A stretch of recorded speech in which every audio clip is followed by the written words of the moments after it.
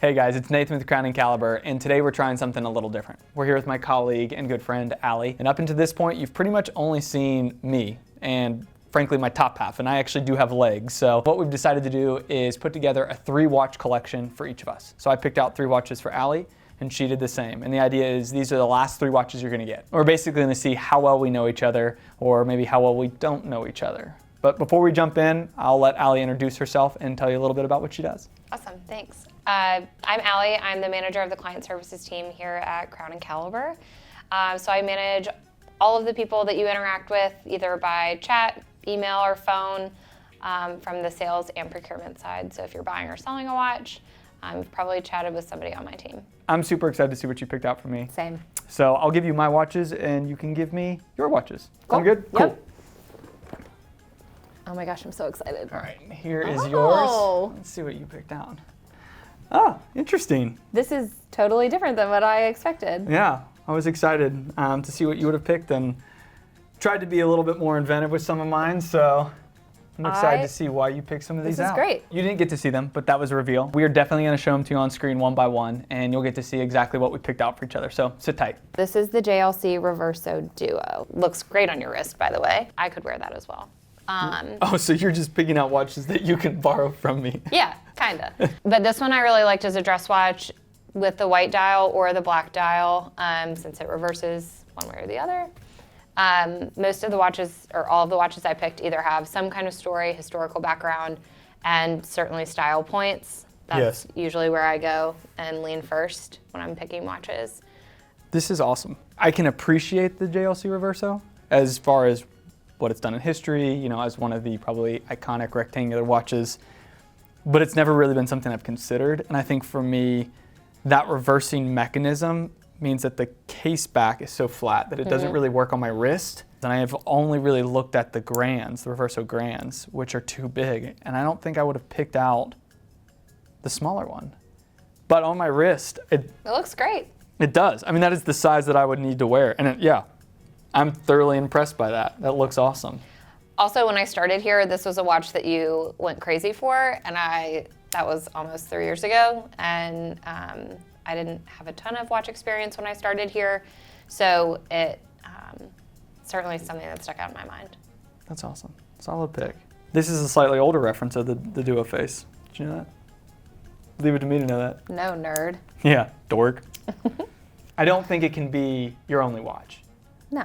But that's why we have 3. Right. So I wear this and you on. really have 4. Yeah, I know. That was smooth. All right, up first for you is the Tudor Black Bay 58. Okay. There you go. Thank you. So my thought behind this is a great kind of base for a collection is some kind of sport watch or tool watch.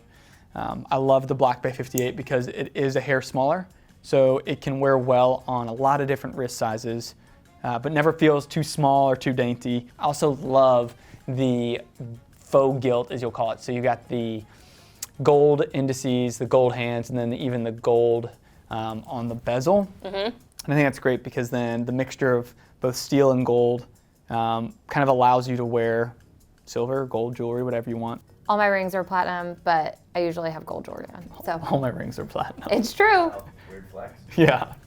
It's just such a cool watch. Like, it is time really cool. only, you know, it basically gets you that vintage watch at a fraction of the price. You're not paying, True. you know, an exorbitant amount. You know, it's not a cheap watch, but it's not a vintage sub that's 5 times that. So Fair. that is the first watch for you. Great. It is a lot thinner. Yeah. It's a lower profile, which I like. All right, what's up next? All right, up next is the Omega Apollo 11 35th Anniversary Edition. Huh. Again, not something I think you would typically pick, No. but Panda Dial's great. Yes. I think it's stylistically awesome. I mean, it has the date, July 20th, 1969. Oh, it does. It's a cool, like, story piece. Yeah. Again, story and style. Those are my 2, as you like to describe them, true norths. Obviously, conversation piece, manual wind, and the Panda Dial is just awesome. I mean, you can't really beat it. No.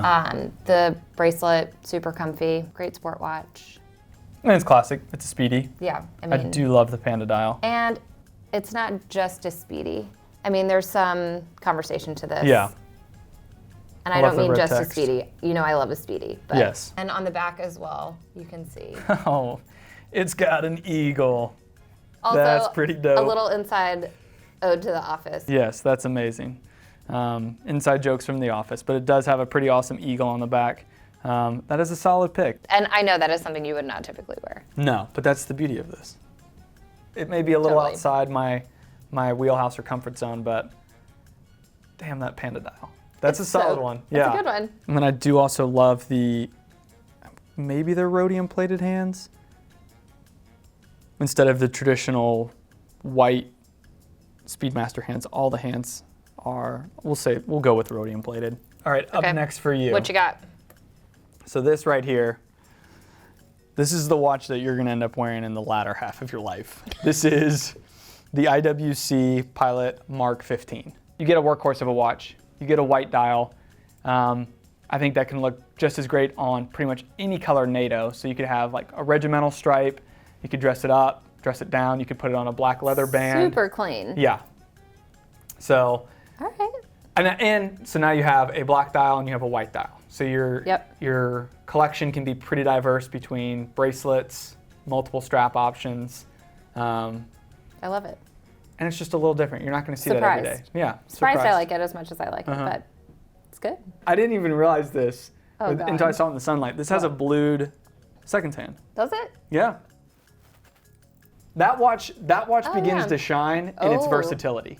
I do really like the white dial. The bracelet is, I think the bracelet's probably the most polarizing thing on that watch.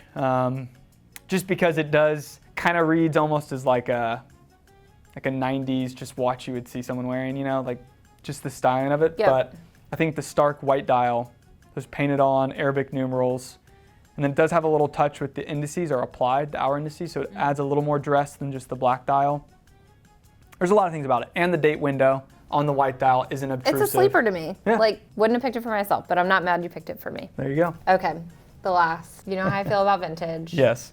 It's the best thing in the world for me, in my opinion. Here is the vintage Tudor Sub. Oh, baby. So this one I love. I remember it coming in. Still has the Rolex crown and the Rolex case back, which I think is just so special. And I think for me, when I look at watches, and certainly selecting them for someone else, which P.S. I would wear that. Yeah. Having a story behind it is just so important for me. And Tudor's the daughter company of Rolex, and still having the crown and the case back intact, I think is so cool and not something you see every day. It's hard to beat. Yeah, this watch is awesome. I love what you mentioned about the Rolex crown and the Rolex case back. It adds to the story where it's like, you see where this came from, and you see like a time in history when Tudor maybe didn't have it all together, and they were like relying on their bigger brother, and that's just a cool thing where it's like, But wait, that's life, right? yeah, where it's like, wait, why does this have Rolex parts? I love that, and that's you give that to someone, and you get to explain something about this watch that they may not have known. Golly, this thing's great. Yeah, and that patina, you're right. The patina's ridiculous. What's interesting is sometimes you get so inundated, you kind of forget that moment, and I think the practicality in me takes over, and I would never pick this for myself.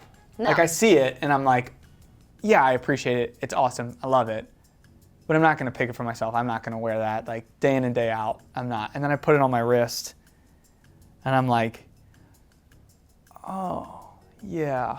Like it's hard It's not good. to, it makes sense. It's like you see why it is so sought after. So wouldn't have picked it for myself, but definitely number one. I was hoping when I picked this for you, since I didn't share my picks until later, Yeah. that you had picked that for me. But maybe you didn't know me as well as I thought you did. No, I think that's an unfair statement. All right, here's what I have last. This is God. the extra piece.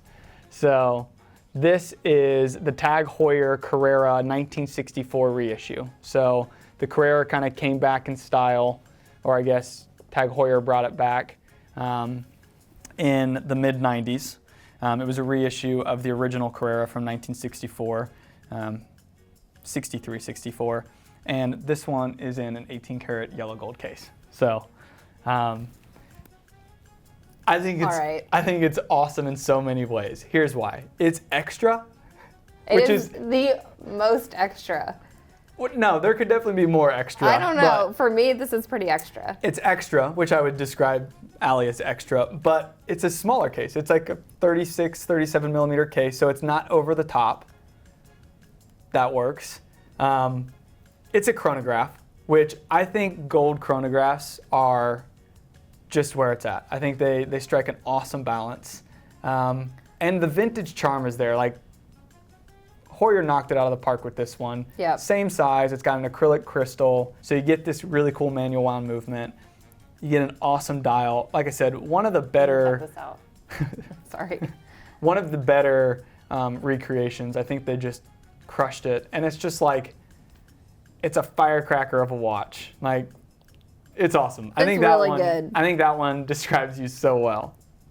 I would say of the three, this is probably the best description of me, but I hate to say, a little embarrassed you described me as extra. I think it's a fair description. I do. That's pretty good. I mean, to be fair, pretty similar vein to what I wear. Yeah, daily. it is. So. You wear a gold watch, so I was like, I need to include a gold watch. And that one I was just like, oh, this is perfect. I saw this watch and I was like, dude, that watch is freaking awesome. Could you imagine me wearing this watch? No. Exactly. All of my watches that I've selected came from something that either could tell a story or had really great style points for myself. I mean, I always try to go through the lens of style. And I think a lot of the watches that I picked out are more on that nerdy side, where that's just kind of our personality difference. I think that shows through in both the watches we picked for each other, but also the reactions that you get when you see like, oh, I would not have picked that for myself, but I could totally see myself wearing that.